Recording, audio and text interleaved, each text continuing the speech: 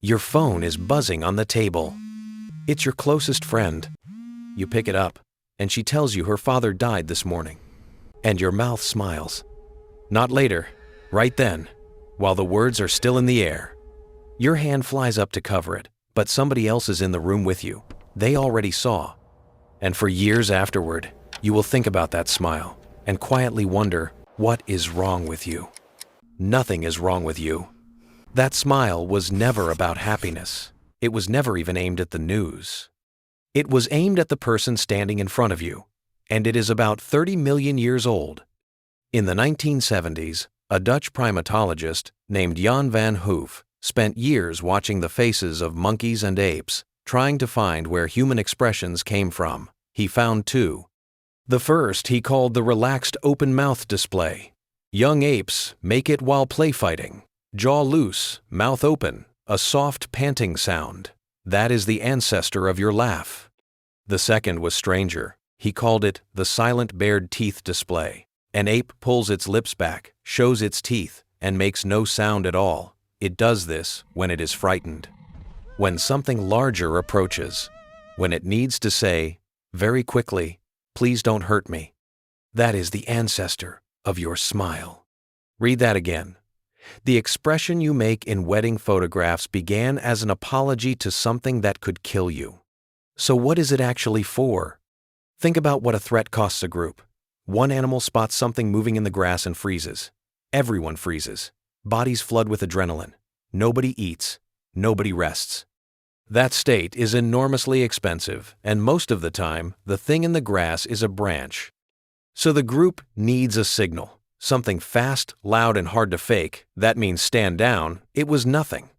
The neuroscientist V.S. Ramachandran argued that this is exactly what laughter is. He called it the false alarm theory. A laugh is not a response to comedy. A laugh is an all-clear siren.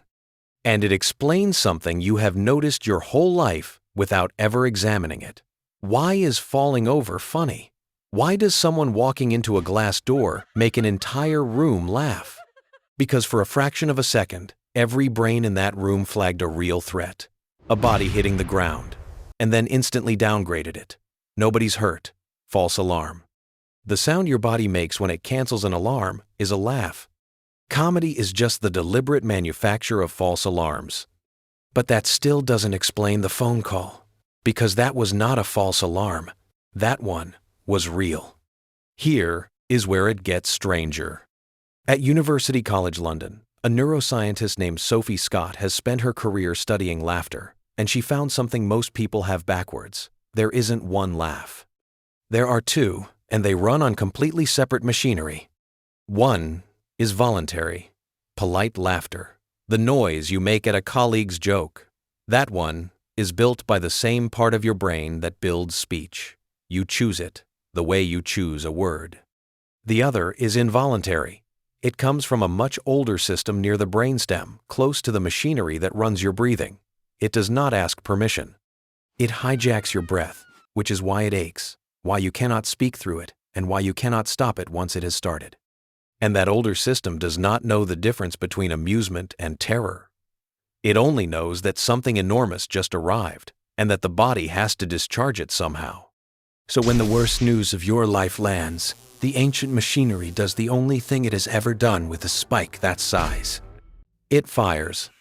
Which brings us to the part that actually matters. That smile was not about the news. It was never about the news. It was aimed at the only other person in the room. Every one of these signals evolved for an audience. The bared teeth, the panting laugh, the all clear. They are not feelings. They are broadcasts. And in the worst moment of your life, your face reached for the oldest broadcast it has. Don't leave. I'm still here. We are still a group. You were not laughing at the tragedy. You were reaching for another human being, using a face that learned how 30 million years before language existed. And now, you will notice it everywhere. The nervous giggle in the hospital corridor, the laughter that breaks out at a funeral 20 minutes after the crying stops, and how badly everybody needed it.